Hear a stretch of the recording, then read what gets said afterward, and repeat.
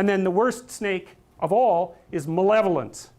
And I think that's technically correct, because one of the things that you view, for example, when you're looking at post-traumatic stress disorder, is that it's almost always the case that someone who suffers from post-traumatic stress disorder, which you might think of as a real life reincarnation of the fall, is that people encounter something malevolent and it breaks them, because it's the worst thing to understand.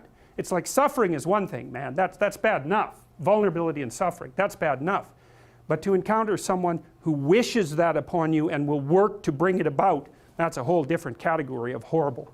Especially when it also reflects something back to you about yourself. Because if someone else can do that to you, and they're human, that means that you partake of the same essence. Strangely enough, that's actually the cure to some degree to post-traumatic stress disorder. Is that, like, if you've been victimized, you're naive and you've been victimized, the way out of that is to no longer be naive and to no longer be victimized. And that means that you see this reflected in the Harry Potter idea, for example, that the reason that Harry Potter can withstand Voldemort is because he's got a piece of him, right? He's been touched by it. And the way that you keep the psychopaths at bay is to develop the inner psychopath so that you know one when you see one.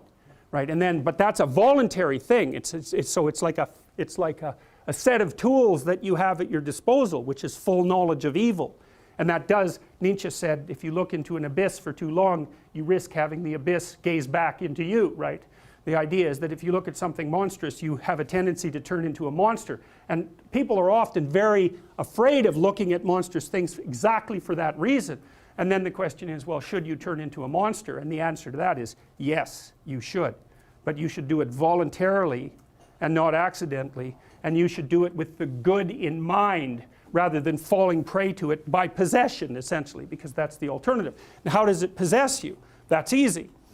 Your suffering makes you bitter. Your bitterness makes you resentful. Your resentment makes you vengeful. And once you're on that road, you go down that a little bit farther, man.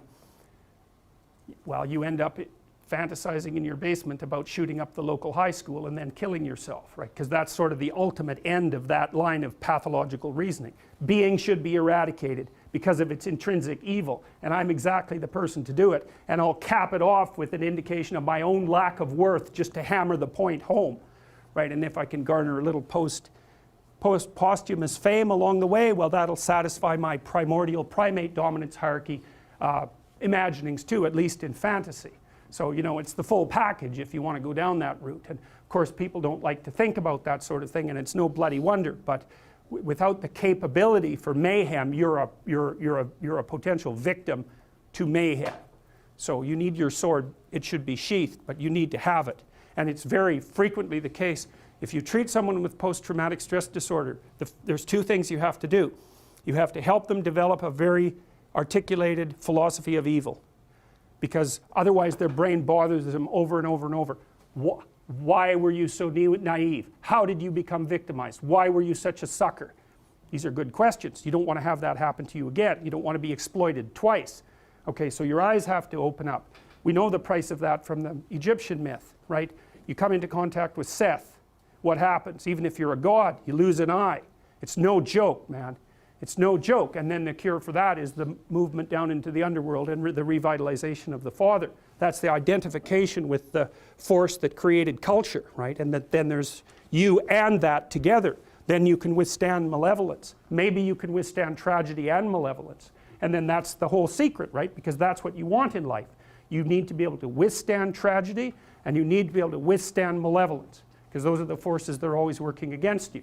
And so this is associated with the Jungian idea of incorporation of the shadow, right? You have to be, we know this, God, we know how predators work with regards to children even. If you're a pedophilic predator and you're looking at a landscape of children, the child that you're going to go after is the one that's timid and won't fight back. You pick your victim. And predatory people in general are exactly like that, man. Because they're predators. They're not going to attack someone who's going to fight back. In fact, the issue is likely not to even come up. They're going to be looking for someone, one way or another, that cannot conceptualize what they are.